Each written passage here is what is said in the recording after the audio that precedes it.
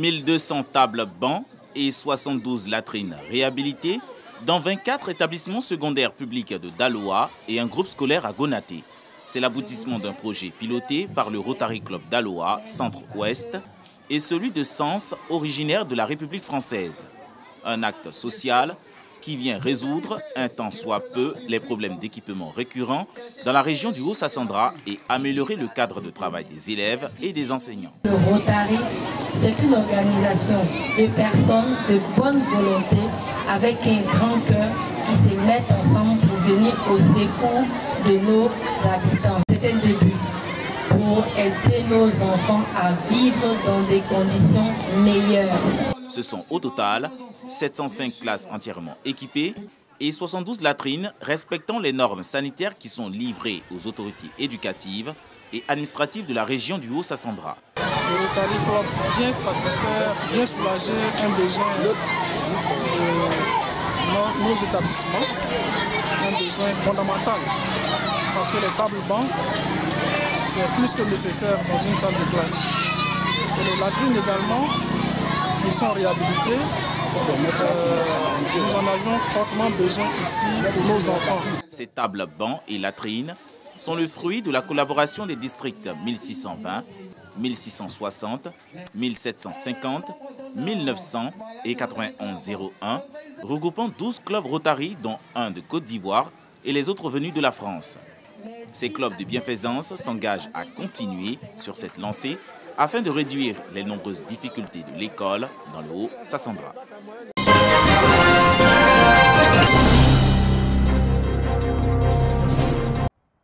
Lycée Mami Adjoa de Yamoussoukro, 400 agents du personnel administratif de la direction régionale de l'éducation nationale de Yamoussoukro formés au leadership et aux missions assignées. Les bénéficiaires de ce renforcement de capacité sont les adjoints au chef des établissements, les inspecteurs d'orientation et les travailleurs sociaux. Il s'agit pour la DREN de Yamoussoukro d'inviter le personnel de l'administration scolaire à s'approprier les règles de fonctionnement des services pour une DREN compétitive. Le leadership doit s'appuyer sur la vision, sur la mission, sur les valeurs et sur les finalités de l'école ivoirienne. Et pour cela, ils doivent développer de nouvelles compétences, puisque chacun à son niveau est un manager, est un leader. Ils doivent être capables d'influencer positivement non seulement les adultes, mais aussi les enfants, guider, encourager, accompagner les gens vers la réussite. Cette initiative nous permet de nous initier à la formation surtout. Nous avons appris, nous sommes en train d'apprendre à être formateurs. C'est de demander à nos collaborateurs de s'en approprier ce qui va sortir d'ici. Non seulement c'est bien pour eux, mais c'est bien pour nous-mêmes. Parce que ça va consolider, n'est-ce pas, notre place. Nous voulons aller de l'avant. Mais en tant que formateur, il faut qu'on forme nos collaborateurs. Au baccalauréat session 2020, la DREN de Yamoussoukro s'est classée première avec 48,4% de taux de réussite comparativement au taux national qui est de 40,8%. Une performance que la dite DREN compte préserver et aller au-delà par la formation de son personnel administratif à travers plusieurs sessions.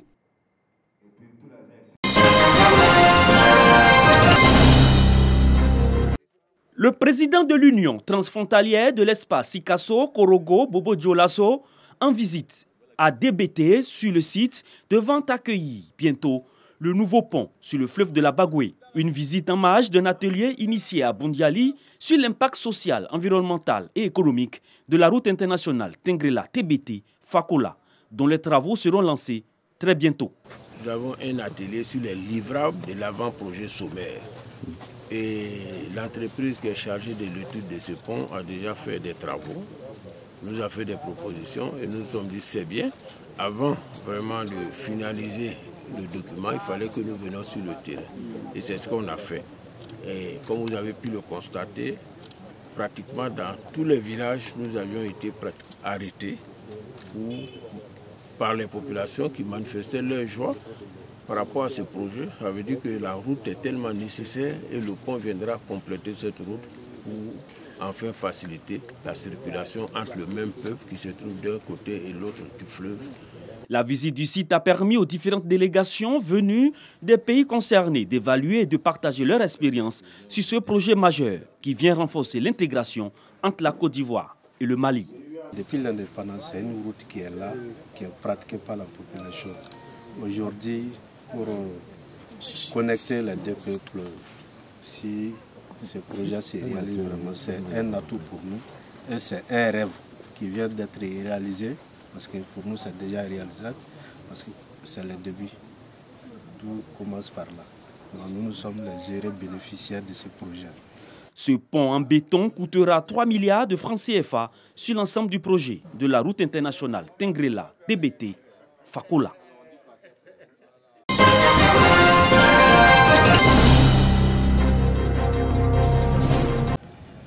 Les dépôts anarchiques des déchets et ordures dans les gares routières interpellent la NAGED, Agence nationale de la gestion des déchets. Nous avons initié ensemble cette opération-là pour que nos gares soient vraiment propres et nos voyageurs puissent voyager dans la sincérité. Ce n'est pas seulement que dans les gares, au niveau même des cars eux-mêmes.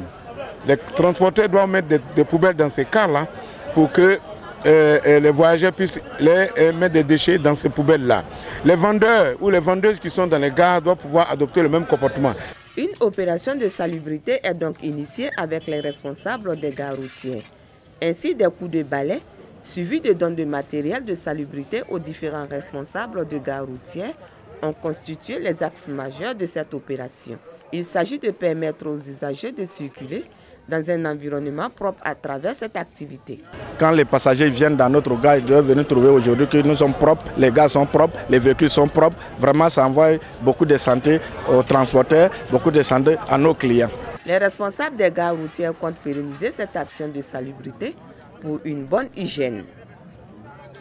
« 13 000 ».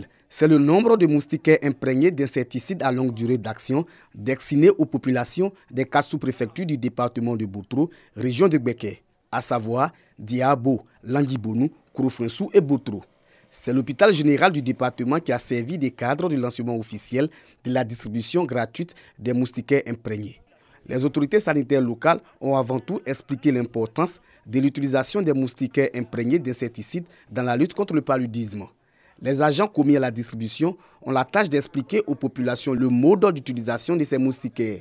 Le préfet de Boutro est revenu sur les actions menées par le gouvernement pour réduire la mortalité liée au paludisme en Côte d'Ivoire. Bando Odette a exhorté les chefs traditionnels, les guides religieux, les présidents des jeunes et des femmes à intensifier la sensibilisation auprès des populations. En 2020, le gouvernement ivoirien, en plus de la subvention des États-Unis, a mobilisé auprès du Fonds mondial environ 13 milliards de francs CFA en vue de maintenir les acquis, renforcer les interventions à haut impact de lutte contre le paludisme 2021-2025 et maintenir la gratuité des soins. Des actions qui ont permis de réduire le taux de décès qui est passé de 3222 en 2017 à 1316 en 2020, soit une réduction de plus de la moitié.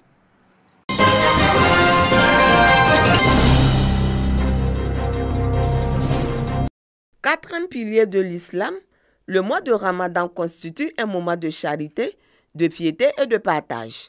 C'est dans cette optique que s'inscrit le club service La Citadelle, une structure musulmane qui œuvre pour le bien-être des populations vulnérables. Ce club service, en partenariat avec Yuma Charity, organisation humanitaire française de solidarité internationale, a offert des kits alimentaires à une 50aine de familles issues de milieux défavorisés à Bouaké. Ce geste pour exprimer son soutien et sa solidarité à ces personnes en ce mois béni de Ramadan. L'activité s'inscrit dans le cadre de la 3e édition de l'opération Ramadan Solidarity Days. Le but de l'opération, c'est venir assister nos parents d'ici à Bouaké, leur permettre de pouvoir rendre le jeûne dans de bonnes conditions. On a eu à offrir donc à chaque parent un sac de riz, du lait, de l'huile, du sucre, et aussi de la volaille pour enrichir les plats qui permettront à une famille de 6 personnes d'être à l'abri du besoin pendant au moins 15 jours. Une action humanitaire saluée à sa juste valeur par les bénéficiaires. Parce que j'étais stressé compte tenu des jours restants. C'est tellement grand que les mots me manquent. Vraiment, Dieu seul peut les récompenser. Qu'il donne la force, la baraka. Je remercie les donateurs pour ce geste qui nous permettra de terminer le mois de Ramadan dans la quiétude. Que Dieu les bénisse. Ce sont 1000 kits alimentaires qui seront distribués aux ménages, aux structures sociales, aux mosquées, aux associations et ONG musulmanes dans quelques localités du pays dans le cadre de cette opération. En marge de la cérémonie, Sangaré Khalifa a été investi en tant que représentant du club service La Citadelle à Bouaké.